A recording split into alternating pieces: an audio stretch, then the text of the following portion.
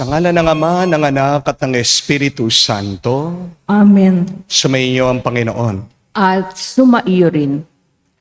Mga kapatid, pag tayo ay may nararanasan na pagsubok at problema sa ating buhay, may isa tayong tanong na gustong magkaroon ng kasagutan.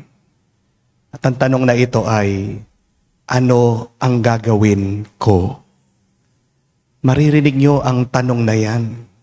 Pinag-uusapan sa ating mabuting balita mamaya.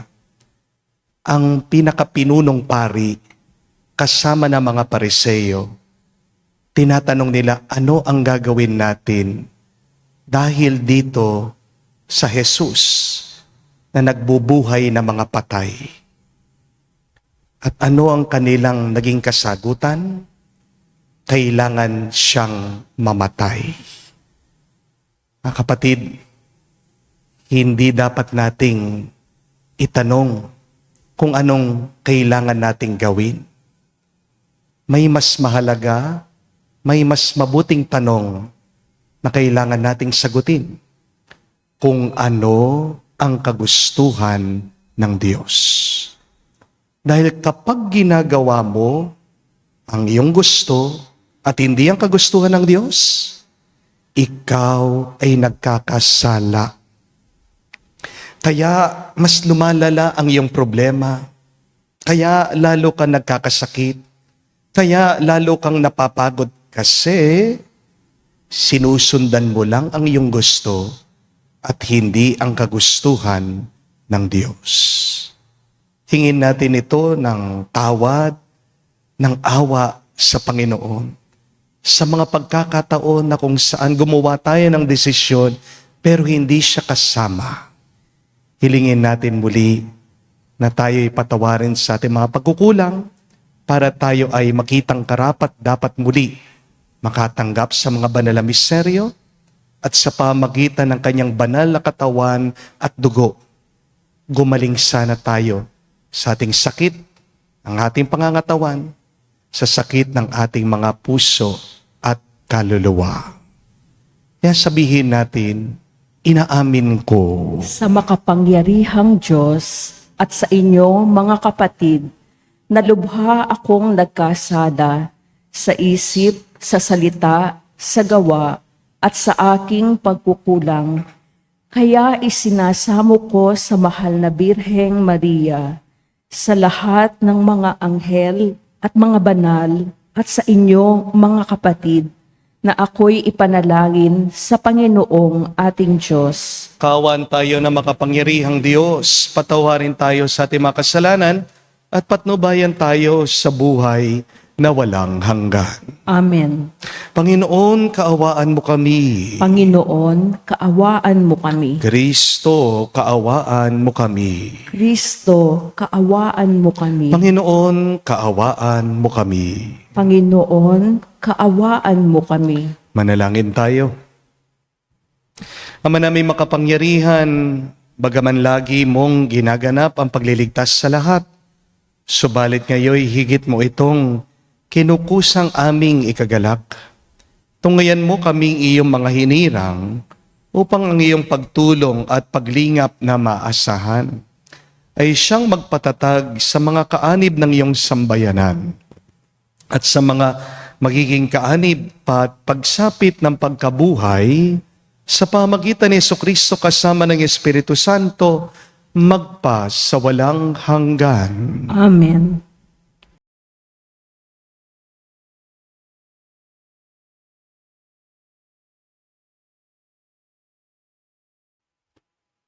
Pagbasa mula sa aklat ni Propeta Ezekiel.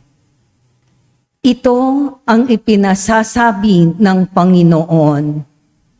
Titipunin ko ang mga Israelita mula sa mga dakong kinatapunan nila upang ibalik sila sa sarili nilang bayan. Sila'y pag-iisahin ko na lamang. Isa lamang ang magiging hari nila. Hindi na sila mahahati. sila'y gagawin kong isa na lamang kaharian. Hindi na sila sasamba sa Diyos-Diyosan, ni gagawa ng kasuklam-suklam ng mga bagay o anumang paglabag. Hindi na sila tatalikod sa akin. Lilinisin ko sila. Sila ang magiging bayan ko at ako ang magiging Diyos nila. Isang tulad ng lingkod kong si David ang magiging hari nila. Susundin na nilang mabuti ang aking mga utos at tuntunin. Sila'y doon na maninirahan sa lupaing tinirahan ng kanilang mga ninuno, sa lupaing ibinigay ko kay Jacob. Sila at ang kanilang mga anak at magiging anak ng mga anak ay doon mananatili habang panahon. Isang haring tulad ni David na aking lingkod ang magiging pinuno nila magpakailanman. Gagawa ako ng isang tipan sa kanila. Ito ay tipan ng kapayapaan. Mamamalagi magpakailanman. Pagpapalain ko sila at pararamihin. Itatayo ko sa kalagitnaan nila ang aking templo. Ako'y mananatiling kasama nila magpakailanman. Ako ang magiging Diyos nila. Sila ay magiging bayan ko. At kung mananatili sa kalagitnaan nila ang aking templo, malalaman ng lahat ng bansa na akong Panginoon ang humirang sa Israel upang maging akin. Ang salita ng Diyos. Salamat sa Diyos. Pumapatnubay na Diyos at pastol na kumukupkop. Pumapatnubay na Diyos ay pastol na kumukupkop. Mga bansa, pakinggan ninyo ang sabi ng poon at ipahayag ninyo sa malalayong lupain. Pinapangalat ko ang mga anak ni Israel, ngunit sila'y muli kong titipunin at aalagaan, gaya ng pagbabantay ng isang pastol sa kanyang mga tupa. Pumapatnubay na Diyos ay pastol na kumukupkop. Sapagkat tinubos ng poon ni Jacob at pinalaya sa kapangyarihan ng kaaway, na lubhang makapangyarihan at malakas. Aakyat silang nagsisigawan sa tuwa patungo sa bundok ng Siyon, tigib ng kaligayahan dahil sa pagpapala ng poon. Pumapatnubay na Diyos ay pastol na kumukupkop. Kung magkagayon, sasayaw sa katuwaan ang mga dalaga, makikigalak pati mga binata't matatanda. Ang kanilang dalamhati ay magiging tuwa. Papalitan ko ng kagalakan ang kanilang kalungkutan. Pumapatnubay na Diyos ay pastol na kumukupkop.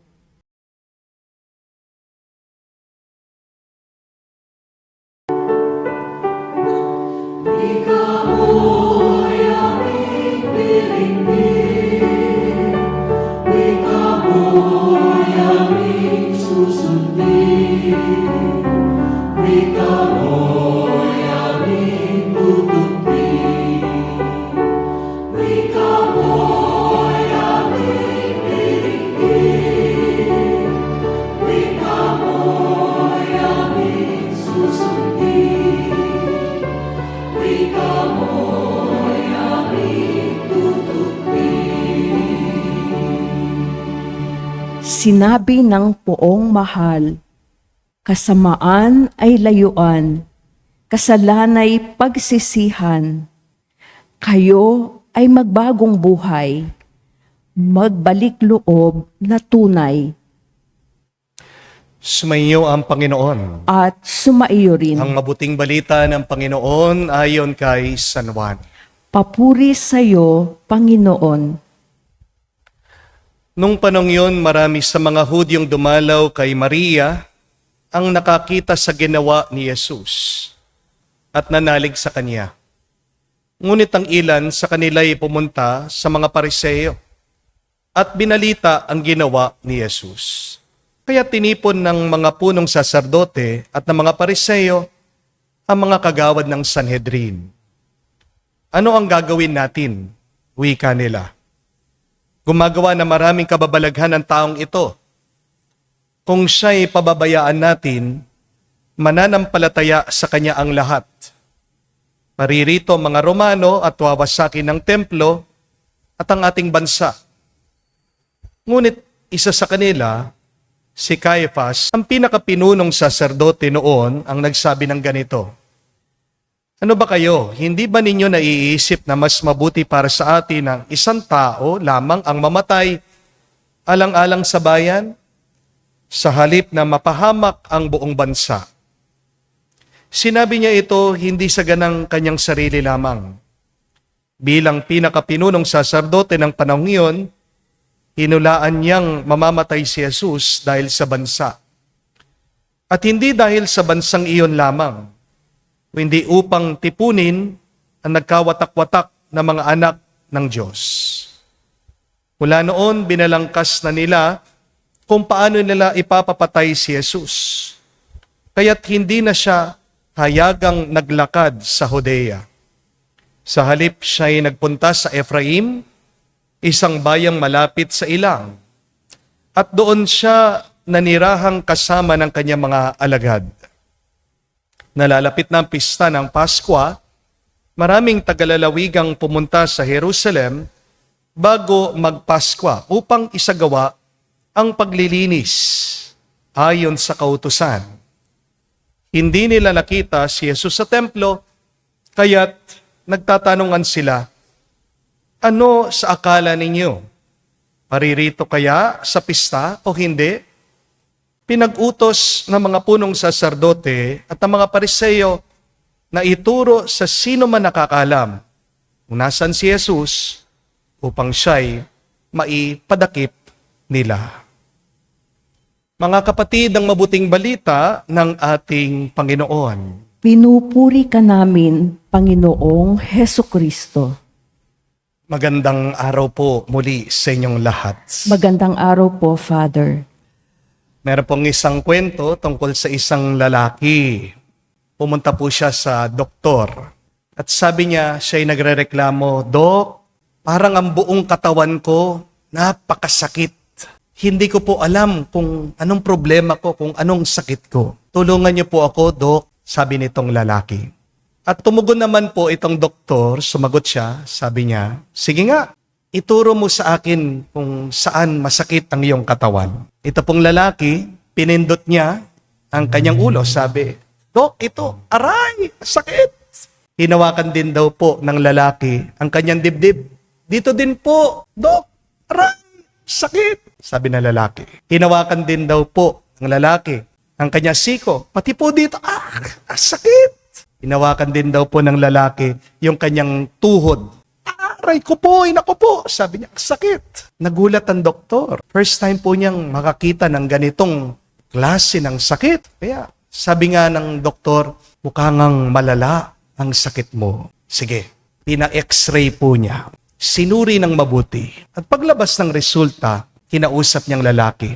Nakangiti ang doktor. Sabi, alam mo, hindi naman ang buong katawan mo ang may sakit. Ang problema sa iyo, yung daliri mo, pilay. Kaya kahit na anong hawakan mo sa iyong katawan, masakit. Dahil ang sakit mo lang, yung daliri mo. Mga kapatid, minsan ganyan tayo Akala natin, sira ang buong buhay mo. Inaakala mo, wala nang pag-asa. Ang naiisip mo, nakikita mo, lahat mali, masama ang nangyayari ngayon sa iyong buhay. Pero baka ang totoo, may isang sugat ka lang na hindi mo pinapagamot, na hindi mo pinapansin. Kaya hirap na hirap ka, kaya bigat na bigat ka, dahil sa isang maliit na problemang iyan. Amen? Isang pain, isang kasalanan, isang sama ng loob na pilit mong tinatago, isang maling pananaw. Pero dahil hindi mo inaayos, hindi mo tinutuwid, hindi mo sinasabi sa Diyos, hindi mo kinukumpisa, kaya lahat ng parte o bahagi sa iyong buhay nadadamay. Amen? Sa ating pong ebanghelyo ngayon, pagkatapos daw buhayin ni Jesus ang kanyang kaibigan, si Lazaro, napakaraming mga Hudyo, napakaraming mga tao nang naniniwala sa kanya. At nagpapanik daw, nag-aalala itong punong pari, mga Pariseo. Sabi nila, kapag hinayaan natin siya, maniniwala lahat ng mga tao sa kanya. Darating ang mga Romano, sisirain nila ang ating bansa. Kaya ano ang kanilang naging desisyon o solusyon? Patayin si Jesus. Mga kapatid, anong nangyari? Mali ang diagnosis. Kaya mali ang prescription. Akala nila si Jesus ang problema. Hindi po ba? Akala nila si Jesus ang magiging dahilan ng pagkawasak ng bansa nila. Pero ang totoo, hindi ang ating Panginoon ang problema. Ang problema ay ang kanilang kasalanan. Ang problema ay ang kanilang pride. Ang problema ay kanilang inggit. Ang problema ay yung takot nila na mawalan sila ng posisyon at kapangyarihan. Ayaw nilang aminin ito. Kapatid, tandaan niyo po, kapag mali ang tingin mo sa problema, magiging mali ang iyong tugon, magiging mali ang iyong sagot, magiging mali ang iyong solusyon. Amen? Di ba? Ganito din tayo madalas. Mali ang paghuhusga natin sa mga nangyayari sa ating buhay, sa mga pinagdadaanan nating karanasan, sa ating mga relasyon. Kala natin, siyang problema. Kaya ang solusyon natin, iwan, iwasan, layuan. Pero baka ang totoo, ikaw ang may sugat sa iyong pagtitiwala. Maybe the problem is you have a trust issue. Di po ba? Baka ikaw ang may problema, meron kang pride. Ayaw mong aminin ang iyong pagkakamali. Ayaw mong magpakumbaba. Bakit ka nai-stress? Nai-stress ka, iniisip mo, ang dami-dami mong problema. Gusto mong kontrolin ang lahat. Pero baka ang totoo, merong mga bagay na dapat mong bitawan at i-let go. Amen? Understand this, my dear friends. Stress comes when you try to manage your situation. But we should not manage our circumstances. We should rather create a beautiful life. Ang stress, nagmumula po yan sa pagnanais mo na ang lahat ng bagay ay sumunod sa iyong kagustuhan. Kaya nai-stress ka, napapagod ka. Kasi nakalimutan mo na sumunod sa kagustuhan ng Diyos. Amen? Our problems, our pains, our struggles comes from the fact that we want everything to follow our own will and not the will of God.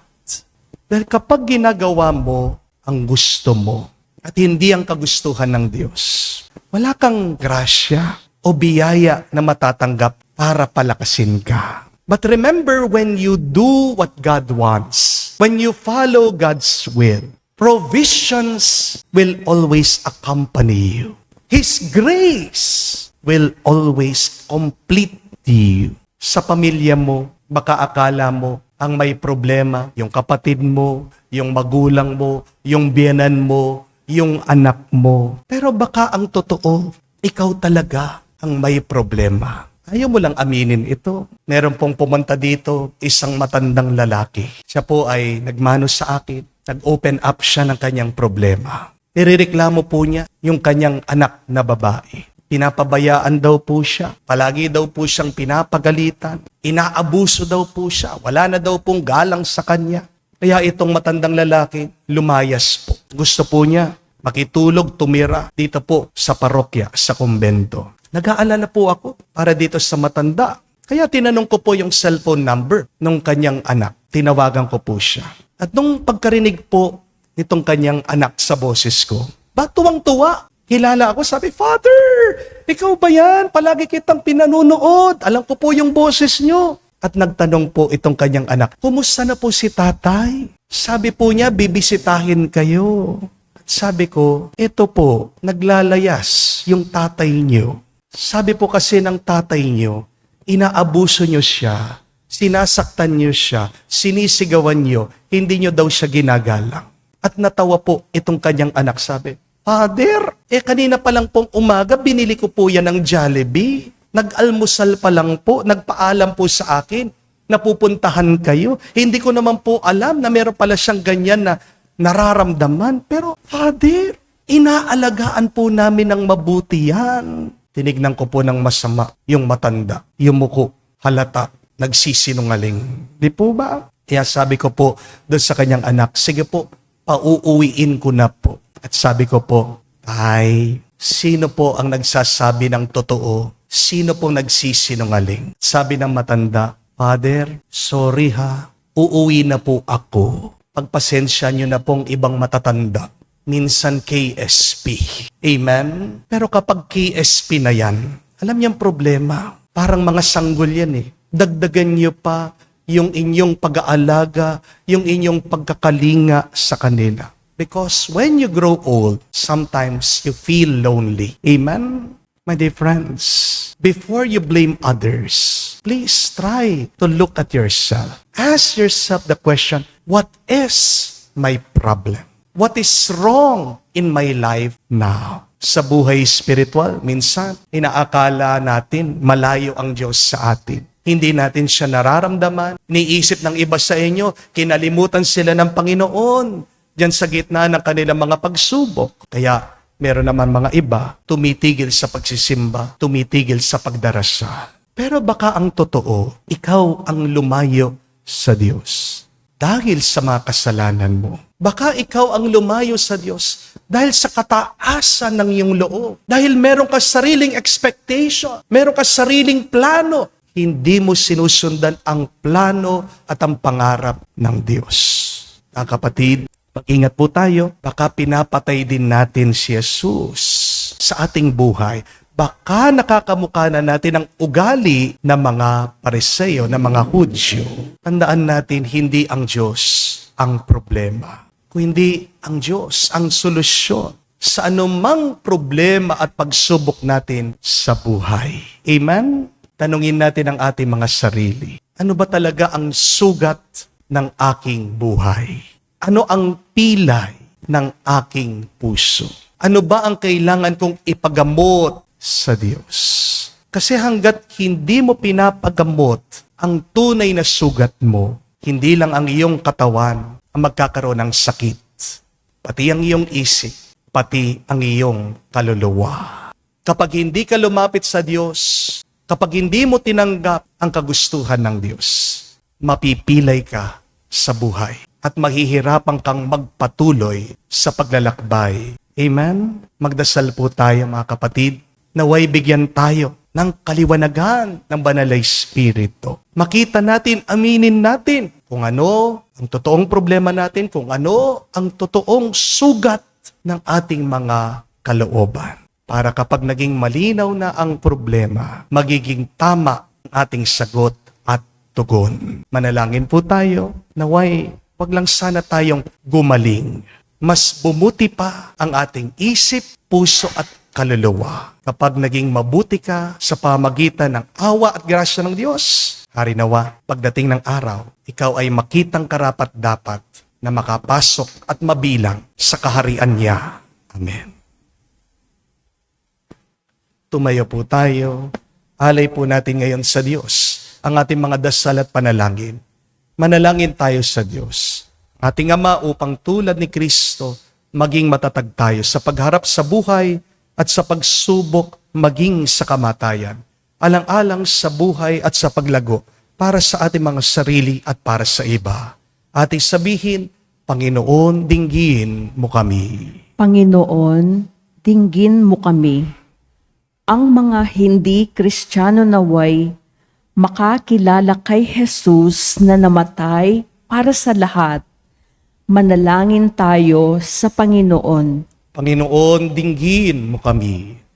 Ang mga Kristiyanong napahiwalay naway mag-ukol ng higit na pagtatalaga ng sarili sa ekumenismo.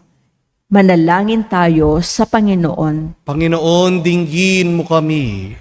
Ang mga makapangyarihan naway mag-alay ng sarili sa pagtataguyod ng katotohanan at katarungan. Manalangin tayo sa Panginoon. Panginoon, dinggin mo kami. Sa katahimikan po ng ating puso, sabihin natin, banggitin natin sa Diyos ang ating mga personal na pangangailangan. Manaming Diyos, sa iyong pagkakatipon sa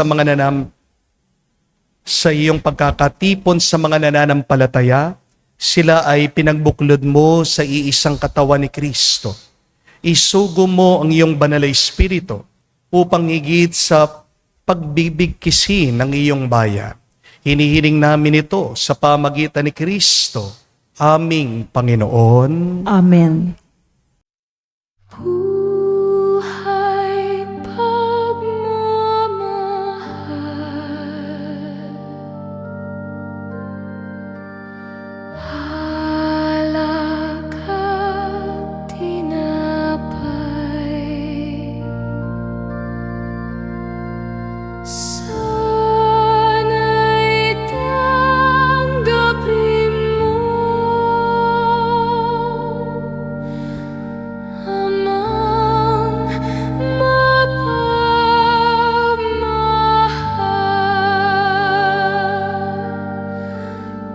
ngayon sa iyong hapag, kami alay ng iyong bayan, buhay pagmamahal, alak at tinapay, sana'y tanggapin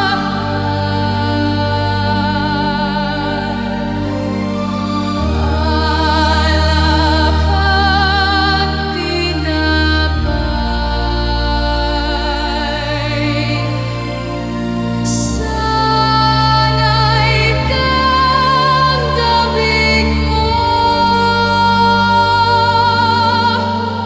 amang mapagmahal.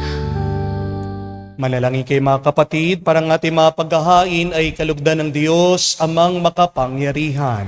Tanggapin nawa ng Panginoon itong paghahain sa iyong mga kamay, sa kapurihan niya at karangalan, sa ating kapakinabangan at sa buong sambayanan niyang banal. Ama naming lumikha, kami iyong dinudulutan ng walang hanggang buhay sa pagpapahayag namin ng pagsampalataya sa iyong ngalan.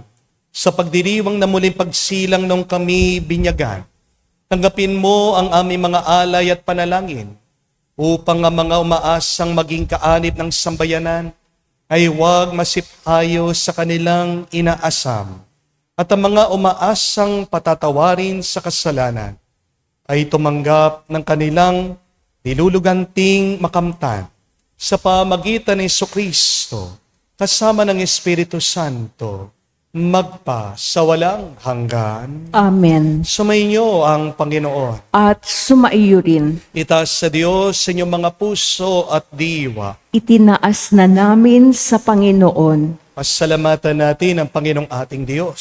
Marapat na siya ay pasalamatan. Ama namin makapangyarihan, tunay nga marapat ikaw ang aming pasalamatan sa pamagitan ni Jesucristo na aming Panginoon.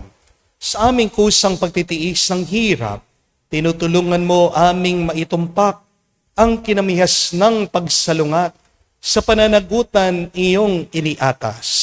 Sa aming pagtulad sa anak mong mahal na nagpakasakit para sa tanan.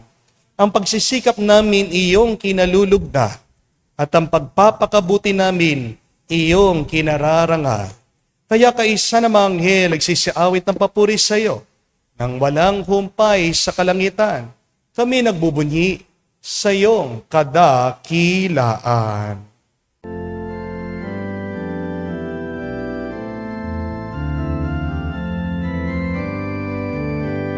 Santo, Santo, Santo, Panginoon Diyos ng mga hukbo, napupuno ang langit at lupa ng kadakilaan mo. Hosana, Hosana, sa kaitaasan, pinagpalang na paririto sa ngalan ng Panginoon. Hosana, Hosana, sa kaitaasan. Hosana, Hosana, sa kaitaasan.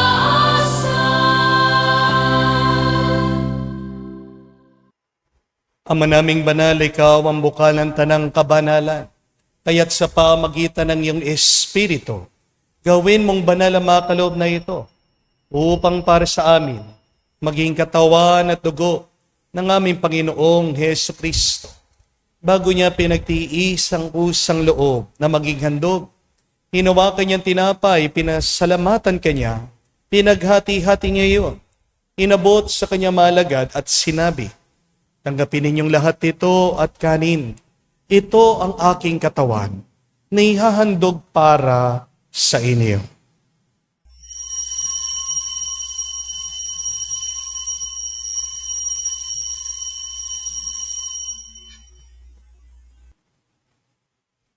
Gayon din naman na matapos ang hapunan, hinawakan niyang kalis. Muli kanyang pinasalamatan. Nabot niya ang kalis sa kanya malagad at sinabi, tanggapin ninyong lahat ito at inumin. Ito ang kalis ng aking dugo, ng bago at walang hanggan tipan. Ang aking dugo na ibubuhos para sa inyo at para sa lahat, sa ipagpapatawad ng mga kasalanan. Gawin ninyo ito sa pag-alaala sa akin.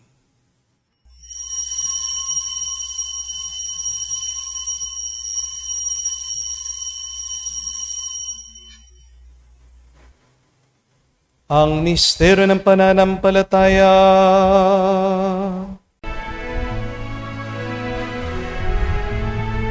Sa krus mo at pagkabuhay, kami natubos mong tunay. Poong Jesus, naming mahal, iligtas mo kaming tanan, ngayon at magpakailanman. Ama, ginagawa namin ngayon ang pag-alaala sa pagkamatay muling pagkabuhay ng iyong anak. Kaya tinialay namin sa iyong tinapay nagbibigay buhay at ang kalis na nagkakaloob ng kaligtasan. Kami nagpapasalamat dahil kami iyong minarapat na tumayo sa harap mo para maglingkod sa iyo.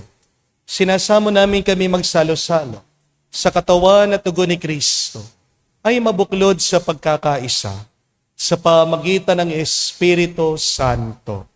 Amalingapin mong iyong simbahan, laganap sa buong daigdig, puspusin mo kami sa pag-ibig, kaisa ni Leon ang aming Santo Papa, si Florentino aming Arsobispo at ng Tanang Kaparian.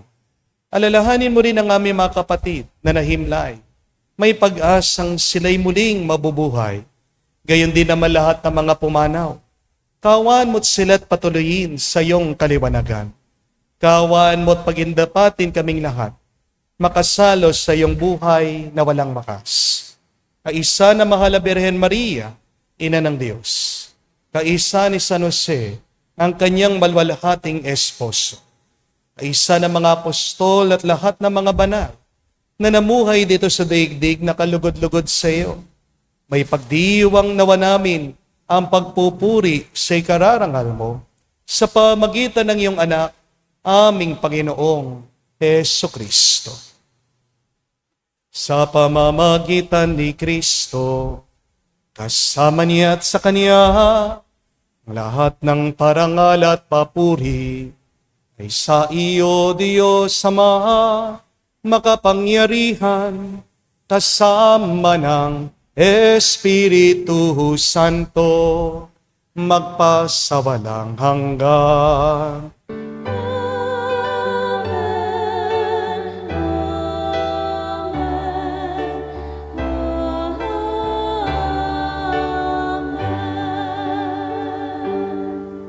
Sa nakagaling na utos sa turo ni Jesus sa Panginoon natin at Diyos, ipahayag natin ang lakas, loob.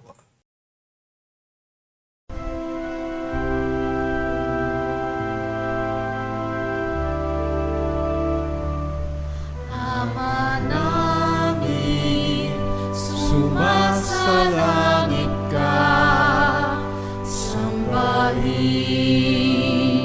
ang ngalan mo, mapasa amin ang kaharian mo, sundin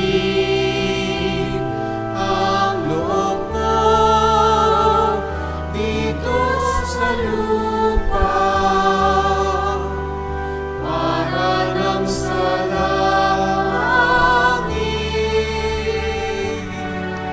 Bigyan mo kami ngayon ng aming kakanin sa araw-araw, at patawarin mo kami sa aming mga sala para ng pagpapatawad namin sa nagkakasala sa amin. At huwag mo kaming ipahintulot sa tukso, at iadya mo kami sa lahat ng masama. Hinihiling namin kami, Diyos, sa lahat ng masama, pagkalooban ng kapayapaan araw-araw, ligtas sa kasalanan, ilayo sa lahat ng kapahamakan, samantalang aming pinanabikan ang dakilang araw ng pagpapahayag ng tagapagligtas naming si Jesucristo. Sapagkat iyo ang kaharian at ang kapangyarihan at ang kapurihan magpakailanman. Amen. Panginoong Jesucristo, sinabi mo sa mga apostol, kapayapaan ang iniiwan ko sa inyo.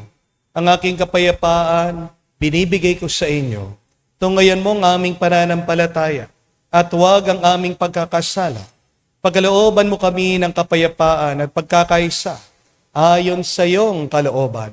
Kasama ng Espiritu Santo, magpa sa walang hanggan. Amen. Kapayapaan ng Panginoon ay laging sumainyo. At sumaiyo rin. Magbigayan po tayo ng kapayapaan sa bawat isa. Peace with you po. Kapayapaan po sa inyong lahat.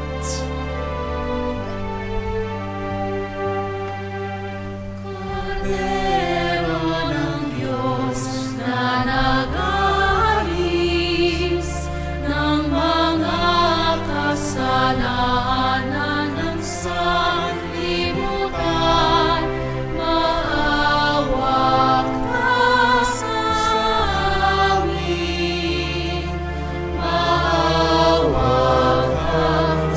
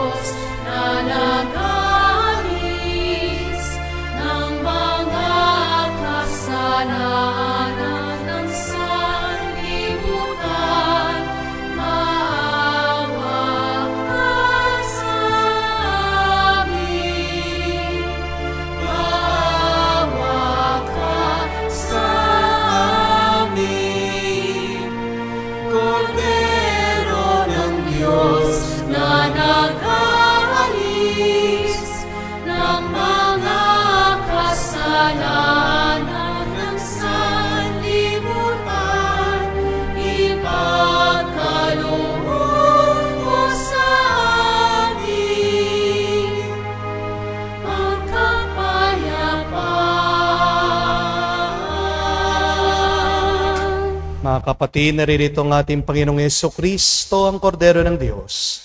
Siya nag-aalis sa mga kasalanan ng sanlibutan.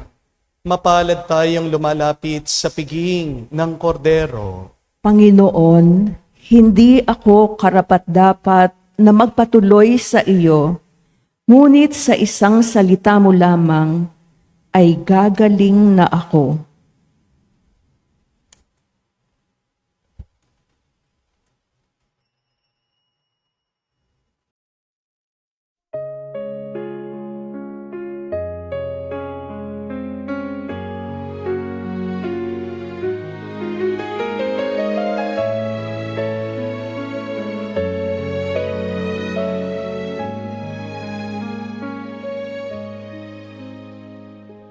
Stay with me, Lord, that I never forget you. Stay with me, Lord, because I am weak. Stay with me, Lord, for you are my life. Stay with me, Lord, for you are my Light. Oh, how I need you, my Jesus, in this night of exile. Stay with me, my Jesus, in the breaking of the bread, the light which disperses all darkness, the force that sustains me, the unique joy of my heart.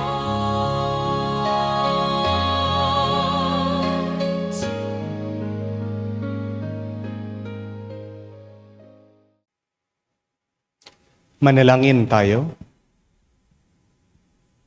Ama namin mapagmahal, kami yung pinagpagsalo sa katawan at dugo ng anak mo ay maging hindi nawa naiiba sa Kanya. Sa pagtataglay ng buhay mo sa amin ay Kanyang pamana, kasama ng Espiritu Santo magpa sa walang hanggan. Amen. Inanyayahan ko po kayo, lagay ang inyong mga kamay sa inyong mga dibdib at dasalin po natin ngayon the miraculous prayer of Padre Pio for the quick recovery and healing of our sick brothers and sisters.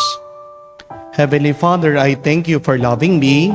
I thank you for sending your Son, our Lord Jesus Christ, to the world to save and to set me free. I trust in your power and grace that sustain and restore me. Loving Father, touch me now with your healing hands. For I believe that your will is for me to be well in mind, body, soul, and spirit. Cover me with the most precious blood of your Son, our Lord Jesus Christ, from the top of my head to the soles of my feet. Cast out anything that should not be in me. Root out any unhealthy and abnormal cells.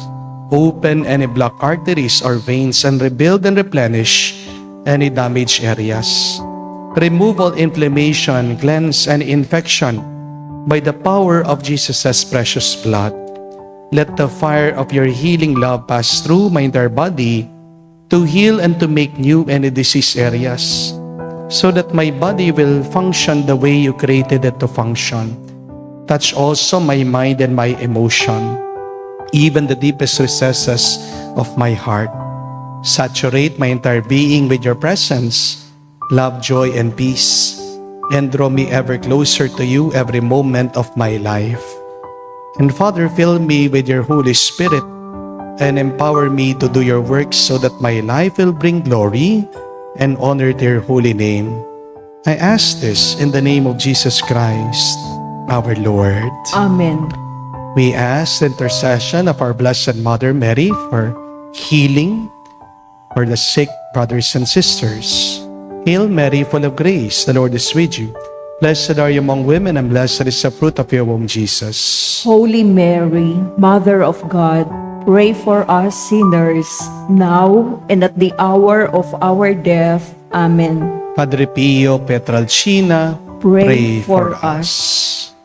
Muli po, kami nagpapasalamat sa inyong lahat, mga online mass goers natin, sa inyong araw-araw at walang sawang suporta at pagsisimba sa ating online mass. At sa ating po mga bisita ngayon, maraming salamat din po sa inyong physical na pakikisama, pakikisa sa ating banal na misa. Palakpakan po natin ang bawat isa dito. Thank you very much po. Konting paalaala lang po na sa susunod po na Sabado, April 4, because it is Black Saturday, wala muna po tayong healing mass. So ito lang po ang Sabado na wala tayong healing mass. Okay? Kung kayo po ay pupunta dito, maaaring makikita niyo po ako, bibisita kayo sa Black Saturday, but pinapaalala ko po, wala tayong healing mass noon. Dahil po mag-umpisang Holy Thursday, mag-uumpisa po ang tinatawag nating Paschal Triduum. It is a long liturgy. No? Isa pong mahabang selebrasyon yan. Napuputol po ng 3 araw. Holy Thursday, the Good Friday, and then yung culmination po niya, pinakataluktok ay yung ating Sabado de Gloria. Yung pong Vigil Mass.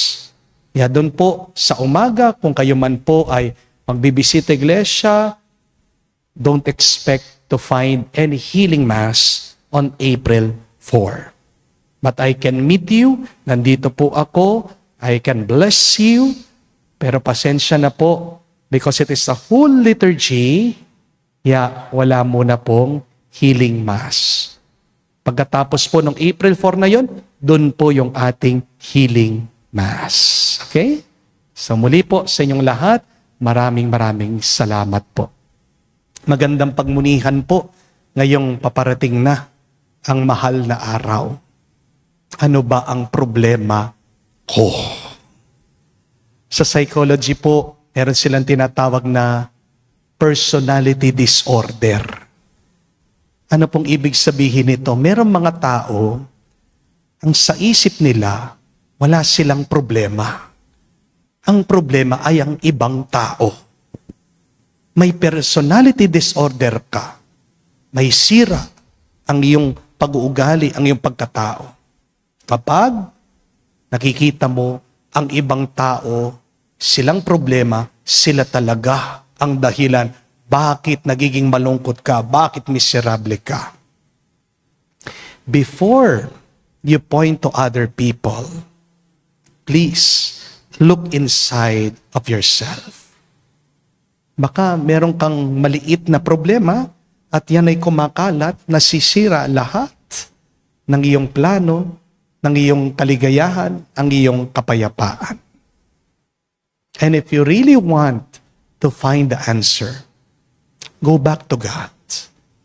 The question is, what does God want you to do?